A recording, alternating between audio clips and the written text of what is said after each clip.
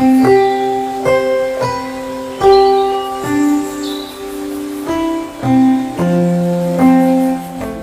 मैं डॉक्टर पवित्र Sahu, senior consultant department of gastroenterology, max hospital Vaishali. आज हम बात करेंगे कोलाइटिस के बारे में। कोलोन जो बड़े आंत है उसको हम कोलोन बोलते हैं। तो बड़े आंत में सूजन, कोलोन में स्वेलिंग को हम कोलाइटिस बोलते हैं। कोलाइटिस कई प्रकार के होते हैं, कई सारे कारण से कोलाइटिस हो सकते हैं, बट मोस्ट कॉमनली जो हम देखते हैं वो एक इन्फेक्टिव कोलाइटिस, कोई इन्फेक्शन की वजह से होते हैं, और इन्फ्लेमेटरी कोलाइटिस जो लंबे टाइम सूजन रहता है, घाव रहता है, इन्फ्लेमेटरी कोलाइटिस होता है।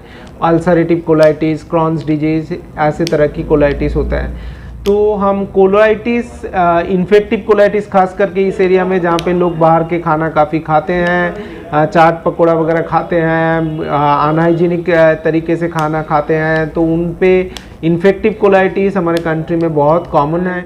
कोलाइटिस डायग्नोसिस करने के लिए गैस्ट्रोएंटरोलॉजिस्ट जनरली एक कोलोनोस्कोपी व सिग्मोइडोस्कोपी करते हैं। कोलोनोस्कोपी व सिग्मोइडोस्कोपी एक दूरबीन वाले जांच, जो एक पतला दूरबीन आपके बड़े आंत के अंदर डाला जाता है लैट्रिन के रास्ते के थ्रू, कोलोनोस्कोप बोलते हैं, जिससे हम देखते हैं आपके लार्ज इंटेस्टिन, बड़े आंत के अंदर की म्यूकोसा, वहाँ पे घाव है, सूजन है, वहाँ से बायोप्सी लेते हैं। बायोप्सी में पता चलता है उस घाव और सूजन कोलाइटिस का नेचर क्या है, वो कोई इन्फेक्शन की वजह से हुआ है, अल्सरेटिव कोलाइटिस है, कोई क्रॉनिक और कॉजेस की वजह से हुआ है, ये सब पता चलता है। इन्फेक्टिव कोलाइटिस जनरली एंटीबायोटिक से ट्रीट हो जाता है, बिल्कुल नॉर्मल हो जाता है, क्योर हो जाता है। जो inflammatory colitis like ulcerative colitis, ये सब भी ट्रीटेबल है बट नॉट क्यूरेबल।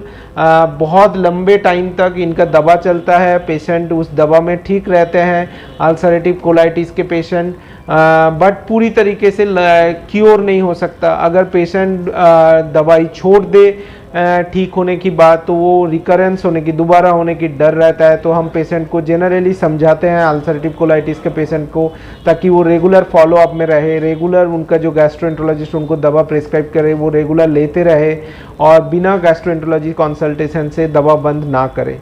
ठीक है, these are the main type of colitis. खास करके अल्सरेटिव कोलाइटिस में बहुत केयरफुल होना जरूरी है। लंबे टाइम अल्सरेटिव कोलाइटिस परसिस्ट करता है तो बहुत तरह की कॉम्प्लिकेशंस आ सकते हैं। कोलोन बहुत डैमेज होता है, कोलोन कैंसर जैसे कॉम्प्लिकेशंस आ सकते हैं, और पेशेंट को बहुत ज़्यादा ब्लीडिंग, एक्सेसिव ब्लीडिंग हो सकता है, पेशेंट को सर्जरी की ज़रूरत पड़ सकता है कोलेक्टमी के। तो उसको ध्यान से अपने गैस्ट्रोएंटरोलॉजिस्ट को बात मान के ट्रीटमेंट को फॉलो करें। And colitis is very easily treatable if patient do follow up and take medicine properly.